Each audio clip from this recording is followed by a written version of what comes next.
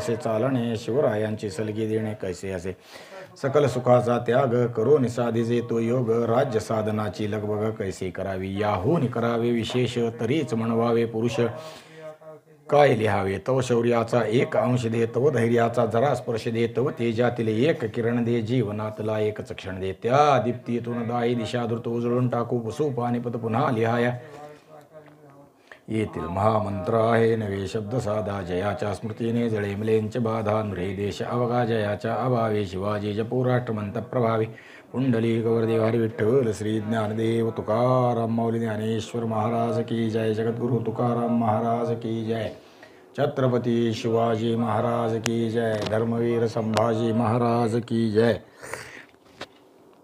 कालपर्यंत आपण महाराज कोकणात उतरले आणि मग पुढं काय काय झालं याच्या विचाराने चर्चा करीत होतो। त्यामध्ये महाराजांनी 2-4 गोष्टी केल्या। पहिल्यांदा दाभल्लेश्वराची पूजा केली, दाभोळ जिंकलं आणि दाभोळ जिंकल्यानंतर पुढा महाराज परशुराम भूमी असणाऱ्या चिपळूणात गेले, भगवान परशुरामाची पूजा केली। पाऊणशे होनाचं वर्षासन वेदमूर्ती विनायक भट्ट बिन अनंत भट्ट जोशी परशुरामकर यांना दिलं।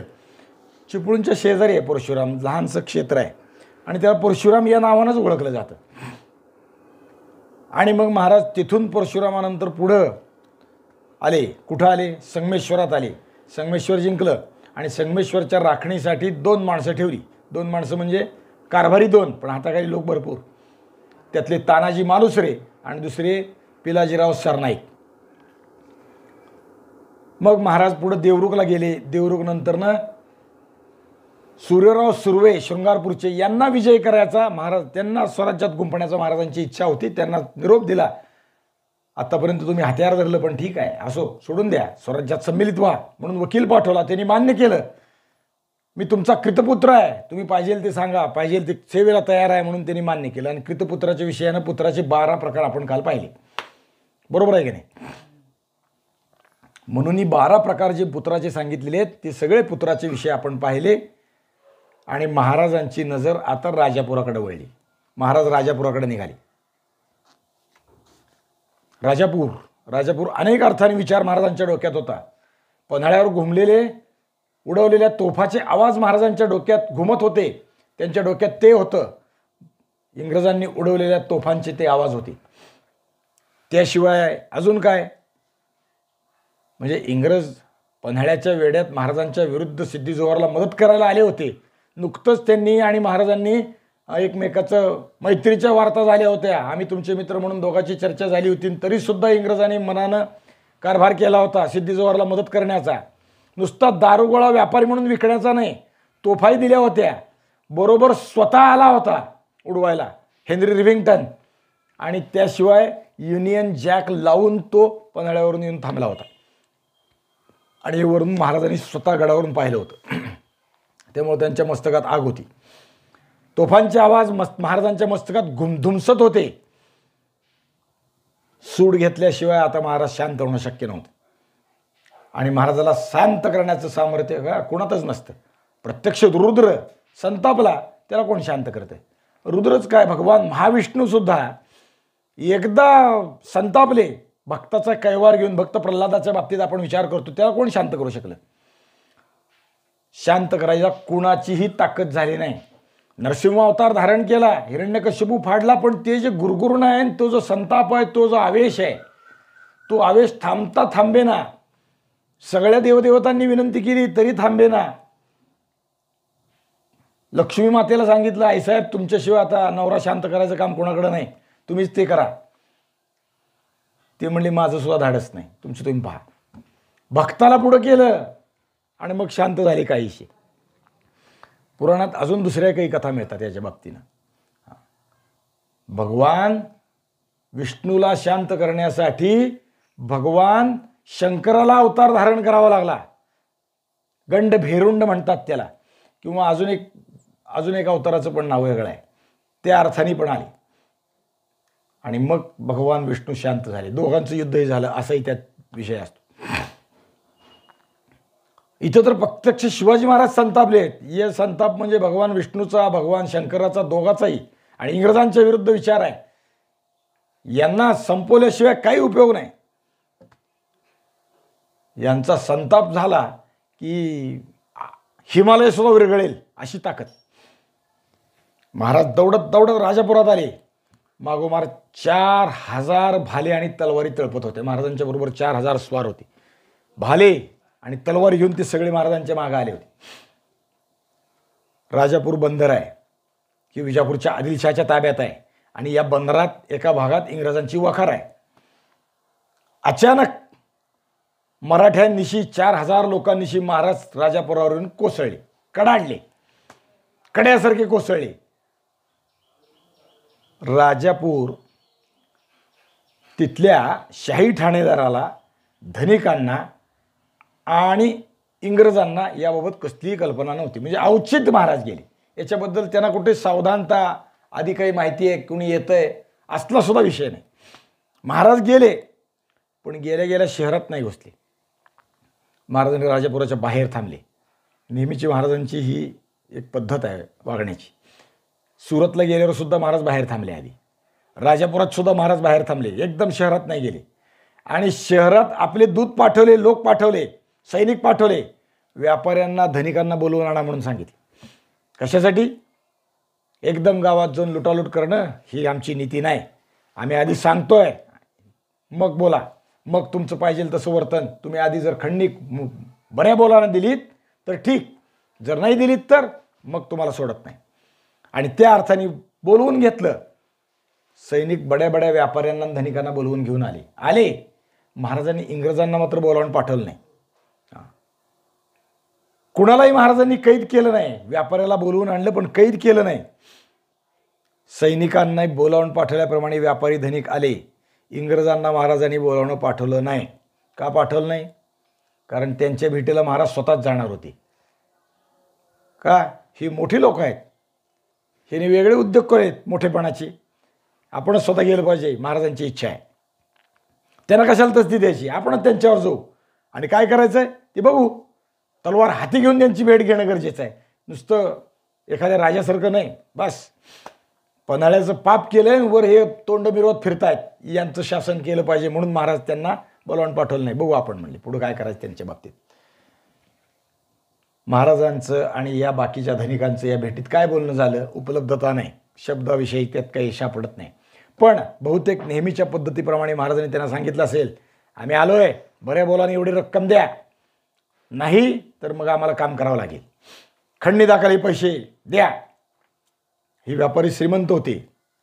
व्यापाऱ्यामध्ये अनेक जसे हिंदुस्थानातले होते, हिंदुस्थानाच्या बाहेरचे होते. कारण ही राजापूर हे बंदर आंतरराष्ट्रीय व्यापार करणारं बंदर होतं.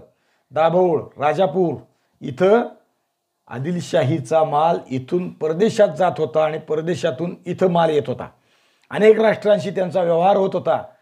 इंग्रज इथं येऊन थांबत होते किंवा बाकीचेही लोक इथं येऊन थांबत होते.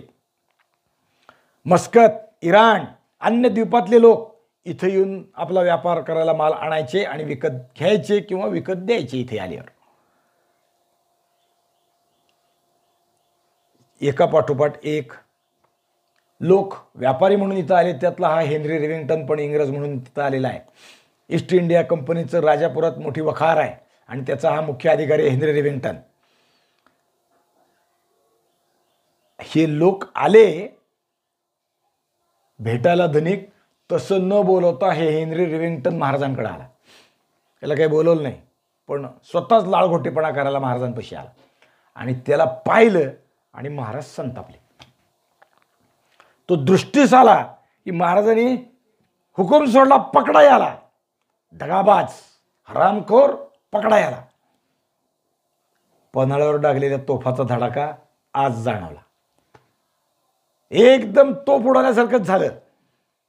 महाराजांनी ताबडतोब आपल्या तुकडीला आदेश केला, बोलवून घेतलं. राजापुरातल्या सगळ्या टोपेकर इंग्रजांना, एकट्या दुकट्याला नाही, सगळ्या इंग्रजांना ताबडतोब जेरबंद करा, माझ्यासमोर आणून उभं करा. राजापूरची इंग्रजांची वखार लुटा, फस्त करा. तेवढ्यानं नाही, कुदळी लावून वखार खणून काढा. म्हणजे महाराज कसे आहेत, महाराजांचा संताप कसा आहे इथं लक्षात घेतला पाहिजे. पण हा संताप आहे ना विनाकारण नाही. जे आमचे शत्रू आहेत त्याला मी पाळामुळा सगळं उखडून टाकतो, त्याची वखार शिल्लक ठेवत नाही, हा त्यातला भाव आहे. वखार हे त्याचं निमित्त आहे. त्याचं कोणतंही ठाणं असेल तर मुळापासून उखडून टाकायला मी तयार आहे, किंवा मी ते करतोय, करून दाखवतोय. इंग्रजांनी आमच्या विरुद्ध तोफा डागल्या. इंग्रजांना पकडलं, शास्त करू, पण नुसती शास्त करून चालणार नाही. यांना धडा शिकवला पाहिजे. त्याच्यासाठी शासनाचा पुढचा भाग म्हणजे यांची वखारही लुटली पाहिजे. नुसती वखार लुटली नाही तर ती खडून काढली पाहिजे, कुदळी लावून खडून काढली पाहिजे. कारण हे लबाड लोक आहेत. हे जमिनीच्या खाली द्रव्य ठेवतील आणि काही नाही म्हणतील, म्हणून यांची कुदळ लावून वखार खणायची. आणि दुसरं खणण्याचा हेतू मगाशी बोललो तसा समूळ नायनाट करायचा, कोणत्याही रोगाचा, कोणत्याही दुखण्याचा, शत्रूचा. मराठी लगेच महाराजांचा आदेश प्रमाण मानून स्वार दौडत सुटले राजापूरच्या वखारीच्या मार्गाने, रोखाने. बाकीची श्रीमंत मंडळी काय ओळखायची ती ओळखली, चुकली. सर्वांनी महाराजांपाशी खंडणीच्या रक्कमा कबूल केल्या, घरी गेले आणि भरभरून आणून थैल्या महाराजांच्या समोर वतल्या. व्यापाऱ्यांनी, गावकऱ्यांनी, सगळ्यांनी इथं थैल्या आणून वतल्या. या राजापूरच्या लुटीचं जे आहे ना गणित फार विलक्षण आहे. या राजापूरच्या लुटीच्या बाबतीत पुढं खूप उल्लेख आहेत. ही लूट महाराजांनी जी केली त्याची नुकसान भरपाई द्यावी. आमचा आणि तुमचा प्रेमाचा संबंध आहे म्हणून राजापूरचे लोक पुन्हा पुन्हा महाराजाला इंग्रज भेटायला आलेत. राजापूरचे नाही मुंबईचे आले, मुंबईचे नाही सुरतेचे आले. झिराल्ड नावाचा ऑफिसर होता, तोही यात महाराजांना सुरतेची नाही राजापूरच्या लुटीची भरपाई मागत होता. अनेक विषय आहेत त्यात. आणि महाराजांनी या लुटीच्या संदर्भानं व्यवहार करण्यासाठी पुढं कबूल केलं. ठीक आहे, आम्ही लुटली राजापूर, याचे पैसे तुम्हाला देऊ. पण त्याच्यासाठी आपला एक माणूस नेमला भीमजी नावाचा, आणि या दोघांनी चर्चा करायची, लुटीची रक्कम काय ठरवायची सांगितलं. 4.5 लाख रुपयांची लूट आमच्याकडून तुम्ही नेली, ती आम्हाला परत द्या असा इंग्रजांनी हिशोब दाखवला. आणि भीमजींनी त्याच्याशी वाद घालून चर्चा करून आम्ही तुमची लूट केली, राजापूरची तुमची वखार लुटली, पण आमच्या हिशोबानं पैसे तुम्हाला द्यायचे ते फक्त 9,500 रुपये आहेत. एवढ्यावर आणले. 4.5 लाख आणि 9,500 कुठं फरक आहे.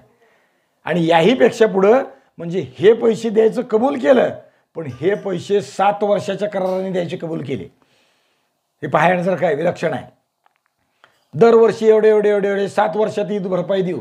आणि ते सुद्धा रोख रकमेत नाही. आमच्याकडे जो सारा म्हणून येतोय ते कोकणातला भात असेल, काजू असेल, काय दुसरे फळं असतील, नारळ असतील, पोफळे असतील, या हिशोबात तुम्हाला देऊ. आणि ते सुद्धा महाराजांनी 7 वर्षात त्याला कधीच पूर्ती दिली नाहीत. महाराज असे आहेत. श्रीमंत लोकांनी कबूल केल्याप्रमाणे धन आणायला सुरुवात केली. राजापूरच्या शहरात श्रीमंतही भरपूर होते आणि श्रीमंतीही भरपूर होती. तळघरात कड्यात स्वस्त सोनं पडून राहिलं होतं. किती सोनं होतं? कड्यांमध्ये भरून ठेवलं होतं. भांडे कुंडे असतात तसं. स्वराज्याच्या आवडव्य खर्चासाठी हा पैसा आता महाराजांना हवा होता. महाराज स्वतःच्या चैनीसाठी लूट करीत नव्हते. ठरलेली खंडणी फक्त मागत होते. आणि ती द्यायला कुचराई केली तर मात्र, कारण हे लबाड लोक, श्रीमंत लबाड असतात, ते मुक्तपणानं कधी धन देत नाहीत. धर्मकार्य उभारलं, आवाहन केलं की तुम्ही द्या या कामाला पैसे, सरळपणानं देत नाहीत, मागायला जावं लागतात. 10,000 द्या, 20,000 द्या, नाही 1000च आहेत, 2च आहेत, चिडचिड करतात, देत नाहीत धनिक लोक. तुकाराम महाराजांच्या वचनासारखं असलं पाहिजे. उदार विचारे व्यय करी, जोडून या धन उत्तम व्यवहारे. उदार विचारे, उदार किंवा उदास दोन्ही चालतं. आधी हे धनिक असतात ना, हे जोडून या धन उत्तम व्यवहारे या नीतीने वागणारे नसतात. लबाड्या लांड्या करून धन जमवलेलं असतं. सरळपणानं व्यवहार करून धन जमवत नाहीत.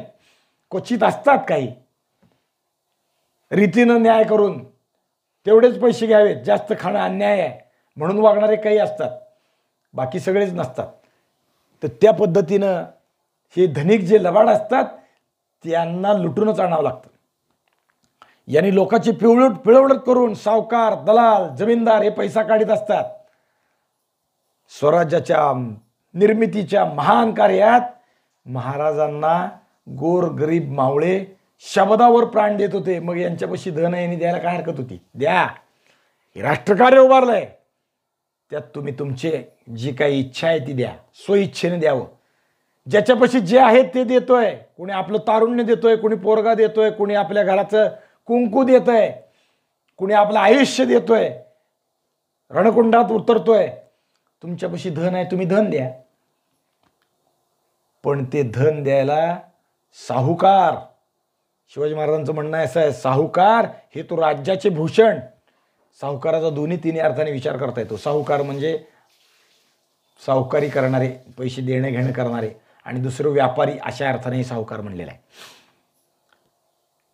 पण सावकारांना श्रीमंतीचा रोग जडलेला असतो, ज्यामुळे अनेक गोरगरिबांचे संसार उद्ध्वस्त होतात, स्वराज्याची कामे नाश पावतात. आणि ते जर यशस्वी व्हायचे असतील, गोरगरिबांचे जीवन व्यवहार व्यवस्थित चालायचे असतील, तर सावकाराकडून पैसे आणलेच पाहिजे. महाराजांनी हे औषध ओळखलं, तोच बरोबर रामबाण उपाय केला. लूट, जप्ती, जबरदस्ती, लबाड आणि चुकार श्रीमंताच्या घरावरती हे होत होतं. जे सरळपणा आणून देत होते त्याला काही महाराज त्रास देत नव्हते. किंवा जो तुकाराम महाराजाच्या वचनाप्रमाणे वागतोय, जोडून या धन उत्तम व्यवहारे, उदास विचारे, व्यय करी, खर्च करी, असं वागतोय, त्याला शिवाजी महाराज त्रास देत नव्हते. अरे याने जन्मभर अनेक गोष्टी केल्या, लोकांसाठी आपलं आयुष्य खर्चलं, लोकांसाठी मिळवले पैसे सुद्धा खर्चले, याला काही त्रास देऊ नका महाराज सांगते. सुरतेतली उदाहरण आपल्याला त्यावेळेस पाहिजे. सुरतेत असं घडलं, इथंही राजापुरात घडलं असेल, पण यांची नावं उपलब्ध नाहीत. महाराजांनी चुकार श्रीमंत लोकांच्या घरावर कुदळी चालवल्या, जप्ती करण्याचा हुकूम दिला. अमुक जातीचा अमका आहे म्हणून त्याला सुटका नाही, ज्याच्यापाशी धन आहे त्यानं आणून द्या, नाहीतर आम्ही तुमचं धन जप्त करू. पक्षपात किंवा सूड अशी भानगड नाही. सूड आहे, पण कुणाचा? जो राष्ट्राच्या विरोधात आहे त्याचा, केवळ एकाच जातीचा आहे म्हणून सूड नाही. राजापुरात मूर, अरब, इराण, मस्कत या परराष्ट्रातले परधर्मीय सुद्धा खूप होते. त्यांच्यावरही महाराजांची झडप पडली. त्यांनाही सरळपणानं महाराजांनी सांगितलं धन द्या. नाही दिलं म्हणून त्यांना त्रास झाला. दिल्यावर काहीच केलं नाही. कड्या भरभरून धन महाराजांच्या समोर आणून ठेवलं सैनिकांनी. एकाही सैनिकांनी त्यातलं कोण चोरायचा, कमरेला लावायचा, खिशात घालायचा, शेल्यात बांधायचा, अंगरख्यात घालायचा असली भानगड केली नाही. जे आणलं ज्या व्यापाऱ्याच्या घरातून ते महाराजांच्या समोर ठेवलं. महाराजांच्या लोकांनी ते सगळं स्वराज्याच्या ह्याच्यात जमा केलं. एकूणच महाराजांनी सुरतेत लूट मांडली. श्रीमंतात परधर्मीय लोकांचा भरणा अधिक होता.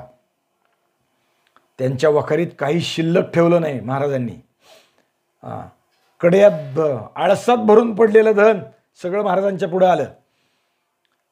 कुदळीनी सगळी वखार खणून काढली. त्यावेळेस जेसीबी असताना महाराजांनी जेसीबी लावला असता. कुदळी लावून खणून काढली. इंग्रजांची माणसं सुद्धा धरून आणली. अख्ख्या गावातनं वखारीतनं सगळे इंग्रज धरून आणले. किती नावच उपलब्ध आहेत. मराठ्यांनी सारं वखार लुटून फस्त ध्वस्त केली, पुसून आणली. माणसं सुद्धा ठेवली नाहीत. हेनरी रिव्हिंग्टन आधीच कैद झाला, स्वतःहून महाराजाला भेटायला गेला, कैद केला. याशिवाय अजून कोण आणलं? Rudolph Taylor, Richard Napier, Samuel Barnard, Ferrold, Gifford, ही सगळे लोक महाराजांनी धरून आणले. महाराजांच्या लोकांनी धरून आणले. महाराजांपुढे हजर केले. आता त्यांना बोलायला तोंड कुठं होतं? गपचूप बसण्याशिवाय पर्यायच नव्हता. आमचं चुकलं सुद्धा म्हणायची ताकद नव्हती, कारण चूक इतकी प्रचंड होती की त्याचं शासन आता भोगण्याशिवाय पर्यायच नव्हता. सारी मिजाज इंग्रजांची उतरली. म्हणजे 350 वर्षापूर्वी हिंदुस्थानात इंग्रज जे आले ते व्यापारी म्हणून आले. 1818ला त्यांनी देशच काबीज केला. पण त्यावेळेस जेव्हा इंग्रज आले व्यापारी म्हणून, तेव्हा महाराजांनी त्यांना ओळखलं होतं. त्यावेळेसचे महाराज विद्वान एकमेव नाही, दोनच लोकांनी ओळखलं इंग्रजांना. एक छत्रपती शिवाजी महाराज हे व्यापार करायला आलेले नसून या भागातला, या भूमीवरती आपला पाय ठेवून ह्या देश काबीज करायला आलेले लोक आहेत, ते लबाड आहेत. यांच्यापासून सावध राहा. महाराजांनी आज्ञापत्रात काही आज्ञा केल्या आहेत. महाराजांनी आज्ञापत्रात सांगितलंय, इंग्रजांपासून सावध राहा, यांना व्यापारी सवलती देताना लक्ष द्या, यांना वखारीसाठी आपल्या जागा देऊ नका. म्हणजे सरकारकडून जागा द्या म्हणायचं आणि जागा बळकावून बसायचं, हा यांचा भूमिका आहे. यांना देऊ नका. शिवाजी महाराज असे आहेत. 24,000 होनाची म्हणजे 90,000 रुपयांची मराठ्यांनी संपत्ती लुटून आणली म्हणजे या नुसत्या राजापूरच्या वखारीतून. आणि आता इंग्रजांच्या नशेबी कैद आली. त्यांना त्याचं बक्षीस मिळत होतं केलेल्या कृत्याचं. दुसऱ्याच्या देशात जाऊन नसती चाळे करायची ही जन्मखोड त्यांना होती आणि त्याचं पारितोषिक आता महाराज त्यांना देत होते. राजापुरात महाराजांनी लूट केली, ती गोरगरिबांची नाही, धनिकांची. राजापुरात स्वतः महाराज येऊन दाखल झाले. राजापुरात आले महाराज तेव्हा गबर लोकाला वाटलं की जणू उकळता लावाच इथं आलेला आहे. लावा रस सुटला लोखंडाचा, उकळलेला रस इथं आला. आणि गरिबाला वाटलं काय, राजापूरची गंगा प्रकट झाली. राजापूरची गंगा माहीत आहे ना आपल्याला. राजापूर गावामध्ये सुमारे दर 12 वर्षांनी एक विशिष्ट कुंड आहे. त्या कुंडात पाणी भरभरून व्हायला लागतं, ओफरंडून वाहतं. मग गावात गंगा आली म्हणून सगळी पंचक्रोशी येते आणि त्या स्नान करतात. गंगा तिथून राजापुरात गोरगरिबांसाठी येते. तसंच शिवाजी महाराज एवढ्या वर्षानंतर आता इथे राजापुरात आले, जणू गंगा प्रकट झाली. तारीख 15 मार्च 1661 शिवाजी महाराज राजापुरात आले. महाराजांनी हुकूम दिला, या राजापुरात पकडलेले हे जे लोक आहेत ना आता, यातले निम्मे महाडजवळच्या सोनगडावर आणि निम्मे वासोट्यावर पाठवून द्या. किल्ले वासोटा आणि किल्ले सोनगड इथे हे निम्मे निम्मे कैदी करून पाठवून दिले. या कैद्यांना सोडवण्यासाठी इंग्रजांनी खूप प्रयत्न केलेत बरं का पुढं. आणि आपला धन मिळण्यासाठी मी ते पण मगाशी बोललो. जेव्हा तो विषय येईल तेव्हा साकल्यानं सगळंच सांगू. राजापूरच्या लुटीत शिवाजी महाराजांना सोने, मोती, अजून काही वस्तू सापडल्या. यादीच उपलब्ध आहे. काय काय लूट मिळाली, या यादीत काय काय मिळालं. सोनं, रूप, पितळ, शिस, तांब, लोखंड, कथील, काच, सुवर्णमक्षिक, मोती, हिरे, ही रत्न, अजून काही रत्न आहेत. त्याशिवाय व्यापारी म्हणून मिळवलेल्या वस्तू, गेंड्याची शिंगे, हस्तिदंत, कस्तुरी, केशर, वेलदोडा, लवंग, मसाल्याचे पदार्थ, सुगंधी द्रव्ये, अक्रोड, आता खाण्याचे पदार्थ, अक्रोड मिळाले, मनुका मिळाल्या. याशिवाय सुपारी, हळद, हिरडा, मीठ, मोरचूत, निळा आणि काळा सुरमा, हिंग. आपल्याला सुरमा माहीत असतो, डोळ्यात घालतात लोक, मुसलमानात जास्त घालतात, डोळे स्वच्छ राहण्यासाठी म्हणून ते घालतात. मग त्यात फक्त आपल्याला काळा सुरमा माहीत असतो, थोडी काळी किनार येते डोळ्याला, पण निळा सुरमा पण असतो त्यात. ती त्यावेळेस मिळाला. महाराज फार प्रत्येक गोष्टीत बारकाईनं लक्ष देणारे आहेत. मोरचूत, हिंग, गुगुळ, शेंदूर, पारा, गंधक, निरनिराळ्या प्रकारची विषे आणि विष उतरवण्याची औषधे सुद्धा, अशी कितीतरी किमती पदार्थ महाराजांना मिळाले. यादी मोठी आहे. या यादीत काय आहे अजून, अफू आणि गांजा सुद्धा सापडलेला आहे. म्हणजे हे इंग्रज इथून या वस्तू तिकडं नेऊन विकायचे आणि तिकडनं काही आणून इथं द्यायचे. तिकडनं आणणाऱ्यात विष आणि विष उतरवणारे औषधं ते द्यायचे. महाराज खरेदीही करत होते बरं का इंग्रजांकडून. या सगळ्या वस्तू व्यापाऱ्याशिवाय दुसऱ्याकडे असत नाहीत, त्याप्रमाणे यांना सापडल्या. हे सगळं घबाड महाराजांनी एकदाच खरेदी केलं नाही. एकदाच या व्यापाऱ्याचा माल विकला गेला किंवा उचलला, एकदाच संपला, महाराजांनी घेतला, धाड घातली आणि उचलून नेला.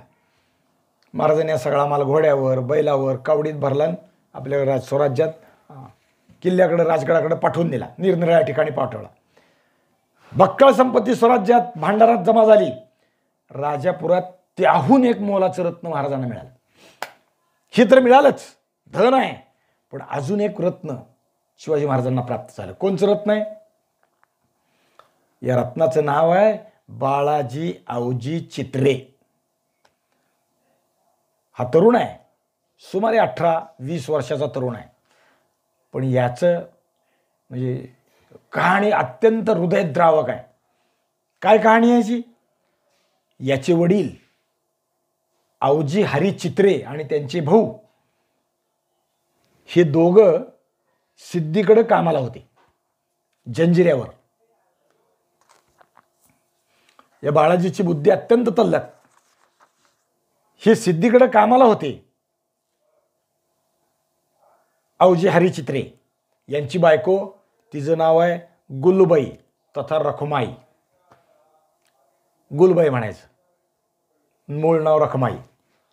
आणि हे कामाला असताना यांना आवजी हरी चित्र्यांना आपला कुळधर्म कुळाचार करण्यासाठी देशावर यायचं होतं. अनेक वर्ष कोकणात राहत असताना, सिद्धीकडे सेवेत असताना कारकुनी करत होते, तिथं काम करीत होते.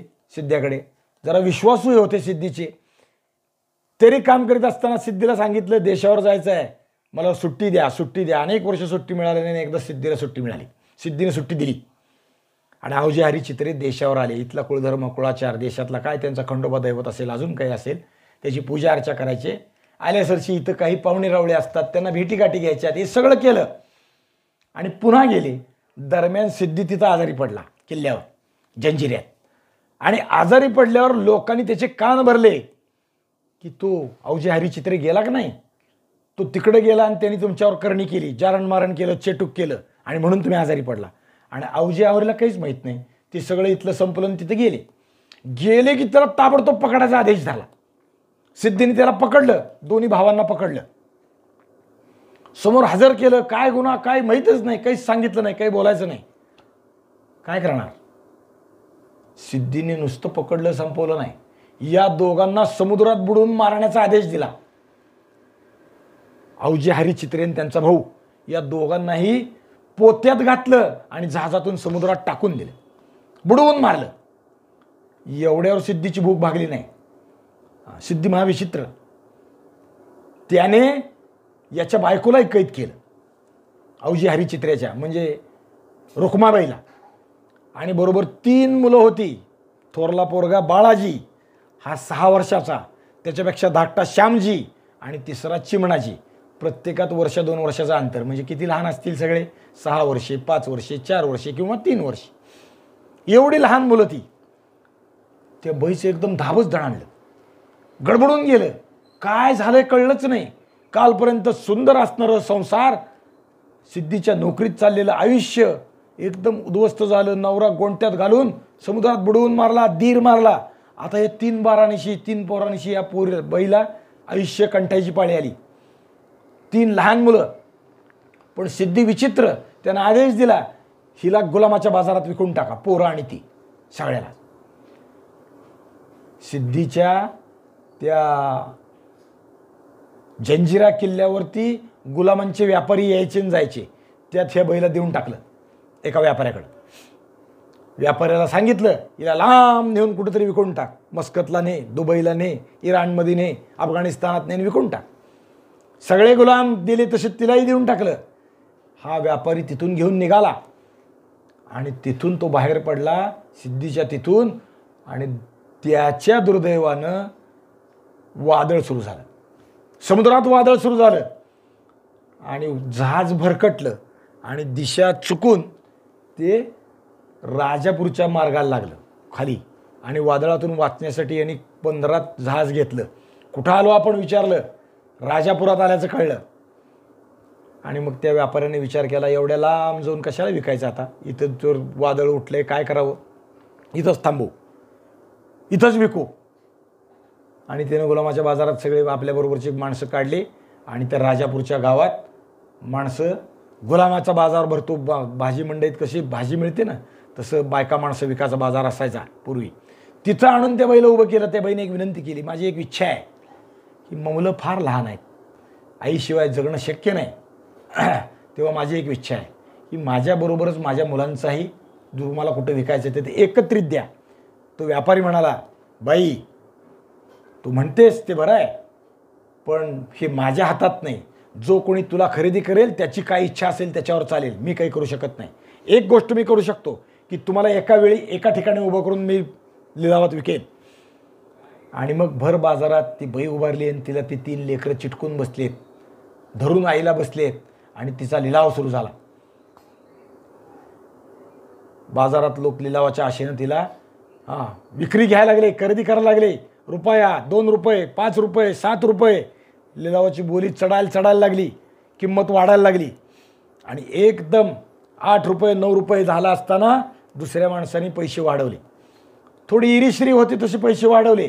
तरुण स्त्री दिसते, उपभोगाला चांगली आहे, कामाला चांगली आहे, 3 पोरं आहेत, तेही कामाला मिळतील, आयतंच सगळं प्राप्त होतं आहे. 20 रुपयापर्यंत बोली गेली. आणि एकदम आता पहिला पुकार, दुसरा पुकार, तिसऱ्यांदा द्यायचं खरेदी. त्याच्या दरम्यान एका माणसाने एकदम 100 रुपये म्हणून लिलाव घेतला. 100 रुपये. लोकांनी सगळ्यांनी चमकून पाहिलं. त्या माणसाने 100 रुपये केले. 1 वार, 2 वार, 3 वार झाले. त्या माणसाच्या ताब्यात ही बाई आणि पोरगं, तिन्ही पोरं देऊन टाकली. तो माणूस पैशाची थैली त्या अरबा व्यापाऱ्यापाशी दिली आणि घराकडे निघाला. मागे ही बाई त्याच्या निघाली. घरापाशी गेले, त्यांनी काहीही बोलला नाही. ही बाई काही बोलली नाही. मुलं मागं गेली. आणि घरात गेल्यावर घराच्या दारातून पाऊल टाकला आणि या बाईचा आणि त्या पुरुषाचा एकदम रडून ओक्साबोक्षी राहायला लागली. का? हा तिचा भाऊ होता. विसाजी शंकर तुंगारे त्याचं नाव. हा या रुक्माबाईचा भाऊ होता. आपली भाऊ गुलामाच्या बाजारात उभारली आहे आणि विक्री चालली आहे बहीण, ही त्याला पावलं नाही. जगापेक्षा 5 पट किंमत गेली तरी हरकत नाही. धन असावं कशासाठी? घरातल्या लोकांच्या रक्षणासाठी. ते त्यांनी केलं. पैसे वाटेल ते गेले तरी चालतील, पण आपली बहीण वाचवली पाहिजे. त्यानं तिला आणलं. काय झालं ताई? आणि मग तिने सगळी आपली कर्मकहाणी सांगितली. असं झालं, असं झालं. जगव्यवहार म्हणून दोघे बाहेर बोलले नाहीत. ती घरात तशीच राहिली. व्यापारी निघून गेला आणि मग थोडंसं घरातलं वातावरण निवळलं. जगालाही काही कळलं नाही. ही गुलाम म्हणून घरात राहते असंच वाटायला लागल्यावर हळूहळू मग बहीण भाऊ झाली. पण भावानी भाच्यांना आणि बहिणीला घरात ठेवून घेतलं आणि भाच्यांना हळूहळू सगळ्या गोष्टी शिकवल्या. लेखन कार्य शिकवलं, वाचायला शिकवलं, अनेक गोष्टी शिकवल्या. हा तरुण तल्लख बुद्धीचा, हुशार, आपली ही सारी कर्मकहाणी यांनी शिवाजी महाराजांना पत्र लिहून कळवली. तोपर्यंत कोकणात महाराजांचं अजून आधिपत्य आलेलं नाही, राजापुरापर्यंत आलेलं नाही. त्यांनी सगळं लिहून कळवलं.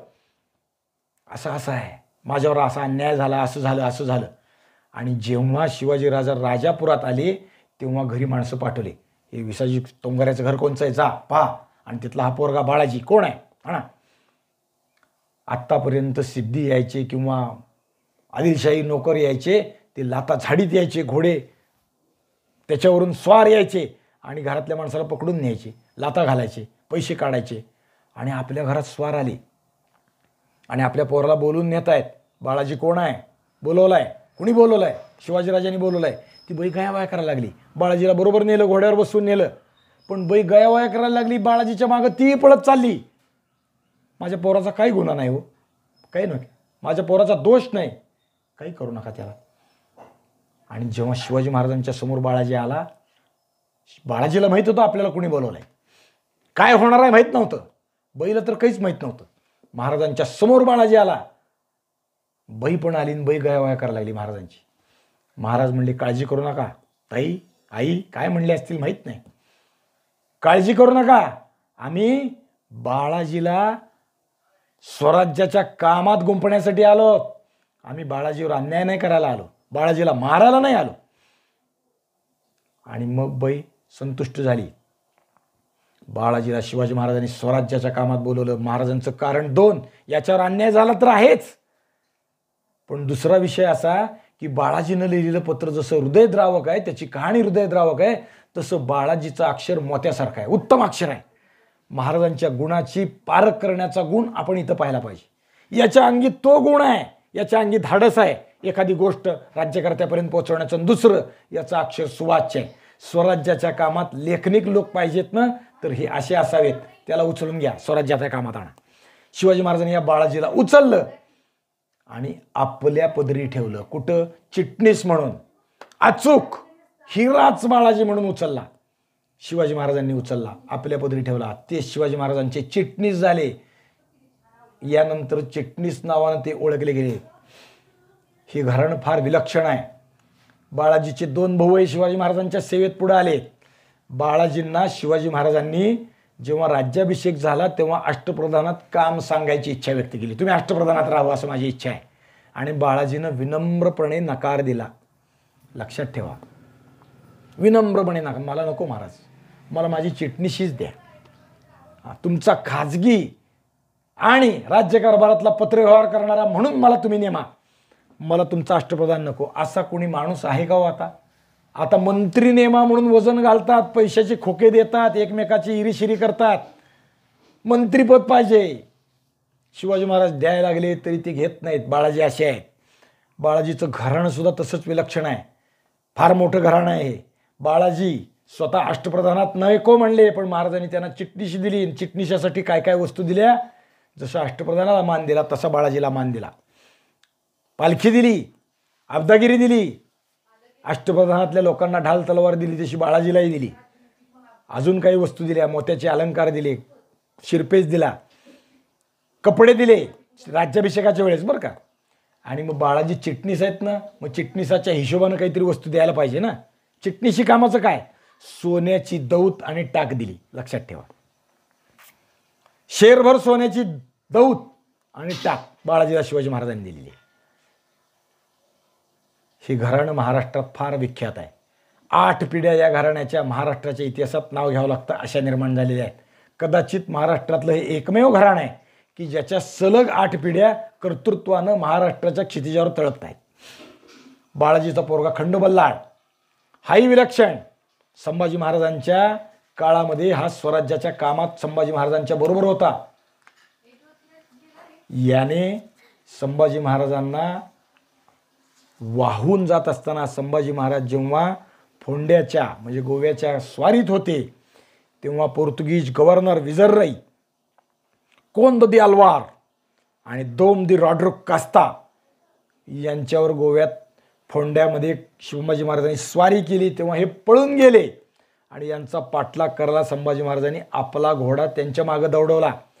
त्यावेळी मांडवी नदीला भुगवटा आला.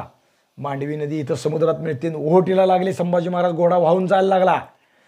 तेव्हा संभाजी महाराजाचा घोडा याने जीव धोक्यात घालून समुद्रात उडी मारून ओटाळी धरून बाहेर काढून आणलेला आहे.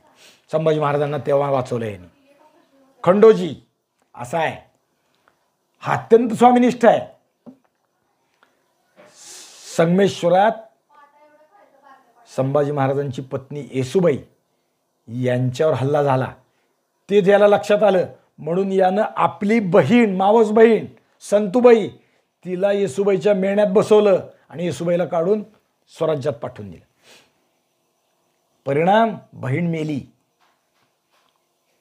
त्या तुकडीवर मोगलाचा हल्ला आला, छापा पडला, लोक पकडून नेले. त्या संतूबाईला पकडलं. संतूबाईने सगळं ओळखलं आणि हिरकणी खाऊन जीव दिला. अत्याचार होऊ नयेत, आपली बेआबरू होऊ नये, आपलं शील रक्षण व्हावं म्हणून तिनं जीव दिला. पण महाराणीच्या जागी आपली बहीण बसवण्याचं कौशल्य याचं आहे. साधे नाही ते लोक. संभाजी महाराजांनी या खंडोजी बल्लाळाचा सन्मान केला. त्याला उत्तम पोशाख दिला, घोडा दिला, मोत्याचा कंठा दिला, तुरा दिला, पालखीचा मान दिला. खंडो बल्लाळाला राजाराम महाराजांसोबत हे जिंजीला गेले होते. खंडोजी, बाळाजावजी चिटणीसाचा पोरगा 2 नंबरचा, हे दक्षिणेत गेले. यावेळी प्रल्हाद निराजी, निळो, येसाजी, संताजी घोरपडे, धनाजी जाधव, नेमाजी शिंदे, सखोजी गायकवाड हे सगळे बरोबर आहेत. यावेळी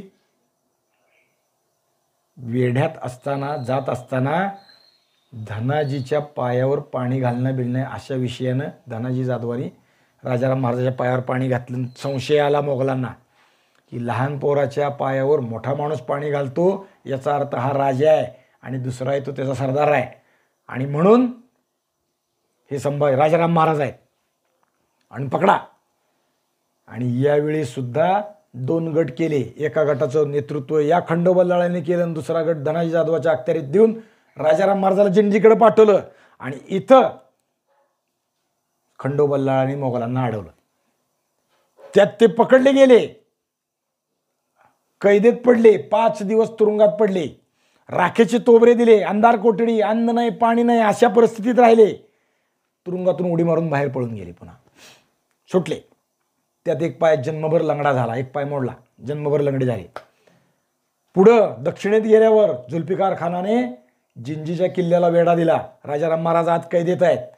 त्यावेळी याने आपला मुलगा भैरव याच्याशी म्हणजे याला कैदेत ठेवलं, म्हणजे ओलीस म्हणून ठेवलं तरबियत खानाकडं. तुम्हाला काय धन पाहिजे ना, हे आणून देतो असं म्हणून सांगितलं. पण ते देण्यासाठी मला बाहेर जाणं पाहिजे, मग पोरगा इथे ठेवा. ते पोरगा ठेवला, ओलीस ठेवला पोरगा. कोण ठेवतं असं पोरगा ओलीस? स्वराज्यासाठी काय काय केलं या माणसाने लक्षात ठेवलं पाहिजे. त्यामुळे स्वराज्य विस्तारलं. राजाराम महाराजांचं जीवन याच्यामुळे राहिलं. यानेच या जिंजीच्या वेढ्यात असणाऱ्या शिर्के आणि मोहित्यांशी संपर्क केला किल्ल्यावरून. राजाराम महाराजांना सोडा, स्वराज्यात जाण्यासाठी तुम्ही मदत करा, तुम्ही आमच्या रक्ताचे गोताचे, तुम्ही आपले, तुम्ही काय मोगलाची मनसब करता? तुम्हाला काय? संभाजी महाराजांचं जे बलिदान झालं ते राष्ट्रासाठी झालं, तुम्ही त्याची जाण ठेवली पाहिजे. राजाराम महाराजाला तुम्ही सोडलं पाहिजे असं म्हणून यानं वकिली केली. तेव्हा शिर्क्यांनी याला म्हणले की दाभोळचं वतन आम्हाला जर राजाराम महाराज देत असतील तर आम्ही त्यांना वरस्ता देऊ. याने ते कबूल केलं. राजाराम महाराज किल्ल्यात आहेत, पण याने कबूल केलं. राजाराम महाराजाला जाऊन सांगितलं दाभोळचं वतन मागतात, द्या. शिर्के महाडॅम्बिस.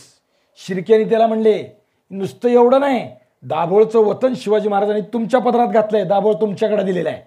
राजाराम महाराज देतील पण तुमच्याकडे आहे. याने ते वतन पाणी सोडून शिर्क्यांना दिलंय. हे लोक असे आहेत. त्यामुळे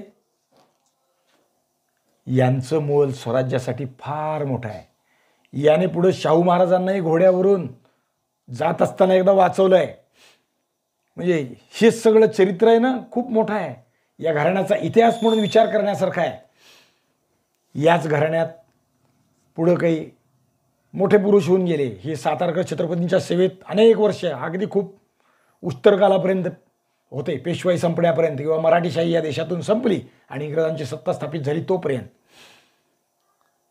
याच घराण्यातले हायकोर्टाचे जज जे होते, चित्रे, जस्टिस चित्रे, मी मागे ते सांगितलं. इंदोरला शिवाजी महाराजांचं नाटक झालं तेव्हा शिवाजी महाराजांना वारं घालायचं काम मला द्या म्हणून ते बाबासाहेबांना म्हणाले. मी तिथे उपस्थित होतो, मला माहीत आहे. याच घराण्यातले उदयराव चित्रे म्हणून आहेत. त्यांचा ऑडिओ स्टुडिओ आहे, म्हणजे रेकॉर्डिंग करण्याची व्यवस्था आहे. जाणता राजाचं सगळंच्या सगळं ऑडिओ रेकॉर्डिंग यांनी केलेलं आहे. शिवाजी महाराजांशी नाळ बांधलेली असली की पिढ्यानपिढ्या माणसं कशी असतात याचा विषय इथे येतो. शिवाजी महाराजांशी प्रेम किती. हायकोर्ट जज आहे. सामान्य काम करण्याचं माझं तसं आता लौकिक नाही, पण मी शिवाजी महाराजांना वारं घालण्याचं सामान्य काम सुद्धा करायला तयार आहे. कारण मी शिवाजी महाराजांचा दास आहे, अंकित आहे. त्यांच्या कृपेमुळे आम्ही जन्माला आलो आहोत, त्यांच्या कृपेमुळे आम्ही जिवंत आहोत. नाहीतर आम्ही झालो असतो कुठेतरी कलमा पडायला गेलो असतो, सुनता झाली असती. अगर शिवाजीनं होते तर होती सुन्नत सबकीप्रमाणे सगळंच झालं असतं. पण आम्ही हिंदू आहोत कारण शिवाजी महाराज याला कारण आहेत. हा भाव यांच्या पदरी अजून आहे, ते महत्त्वाचं आहे. तो बाळाजी आवजी मूळ पुरुष यांच्यातला तो शिवाजी महाराजांना इथं मिळाला. राजापुरात मिळालेलं हे अनमोल रत्न, शिवाजी महाराजांना प्राप्त झालेलं रत्न, शिवाजी महाराजांनी त्यांना पदरी घेतलं आणि 1 वर्षभर पदरी ठेवून घेतलं 61ला. आणि 62च्या 16 ऑगस्ट 1662ला आपली चिटणीशीचं काम शिवाजी महाराजांनी यांना सांगितलं. चिटणीशी म्हणजे पत्र लिहायचं काम शिवाजी महाराजांनी सांगायचं आणि लिहायचं. हा इतका तल्लक बुद्धीचा आहे बाळाजी. वय लहान आहे आत्ता, पण तल्लक बुद्धीचा आहे. किती? एकदा शिवाजी महाराजांनी त्यांना रोजचे पत्र सांगायचे आणि बाळाजीने लिहायचे. पण शिवाजी महाराजांना कधी कधी गडबड असली की ते सांगायचे अमक्या अमक्या माणसाला हे पत्र लिहा, मी जाऊन येतो. मग बाळाजीने पत्र लिहायचं आणि संध्याकाळी महाराजाला दाखवायचं. महाराजांनी पाहिलं, वाचलं की मग महाराजांनी ते रुजू करायचं, द्या पाठवून. असंच एकदा महाराजांनी बाळाजीला सांगितलं अमक्या अमक्या माणसाला एक पत्र लिहा, हे पत्र आहे. बाळाजीने होय म्हणले. महाराज गेले. संध्याकाळी महाराज आले आणि महाराज आल्यावर महाराजांनी विचारलं दिवसभराचे कामं हे झालं का, ते झालं का, ते झालं का. बाळाजीला विचारलं पत्र लिहिली का, सकाळी सांगितलं होतं ना तुम्हाला, पत्र लिहिलं का. बाळाजीला दिवसभरात जसं महाराजांच्या म्हणजे चिटणीशीचं काम होतं तसं खाजगीकडचंही काम होतं.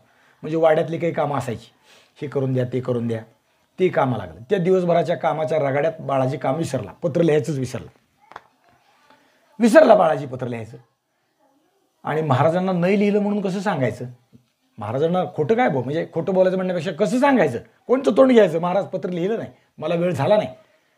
बाळाजी म्हणला नाही, लिहिलं महाराज पत्र. लिहिलं? दाखवा बरं वाचून. आता आली का पंचायत? बाळाजीनं आपल्या दप्तरातून ते पेटीतनं काढला एक कागद. महाराज पलीकडे बसलेत आणि तो धरून संध्याकाळची वेळ तो वाचायला लागला.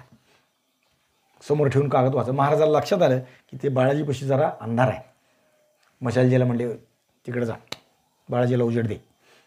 मशालजी ते दारापाशी उभारला आणि मशालाशी वर धरली. बाळाजी पत्र वाचतोय, महाराज ऐकतायत. वा वा, छान छान, चिटणीस, सुंदर सुंदर. सगळं झालं, निम्म पत्र झालं. आणि त्या मशालजीने इकडे तिकडे बघताना ती पत्राकडे बघितलं आणि तो हसला. आता तो का हसला? महाराजांनी ते बघितलं. बाळाजीचं पत्र वाचून झाल्यावर तिने विचारलं का हसला? आता ती काय बोलणंच भागायची. हो, का हसला तू? कसं बोल? इकडं चिटणीस आणि तिकडे महाराज. महाराजाला सांगितलंच पाहिजे. तो हसला. महाराज चांगदेवानी कोरपत्र वाचतात म्हणले. कोरपत्र आहे, त्यानं सांगितलं. महाराजांनी बाळाजीकडे पाहिलं. काय बाळाजी, काय आहे? बाळाजीने लगेच कबूल केलं. महाराज चुकलं, दिवसभराच्या कामाच्या रगाड्यात मी पत्र लिहू शकलो नाही. पण तुम्हाला नाही लिहिलं कसं म्हणावं, कसं बोलावं, मला ते बरं वाटलं नाही, म्हणून मी पत्र वाचून दाखवलं. महाराजही म्हणले बरं ठीक आहे, असो, उद्या पत्र पूर्त करा. गेले महाराज. दुसऱ्या दिवशी बाळाजीनं जसं काल वाचून दाखवलं तसं पत्र लिहिलं आणि महाराजाला ठेवलं समोर.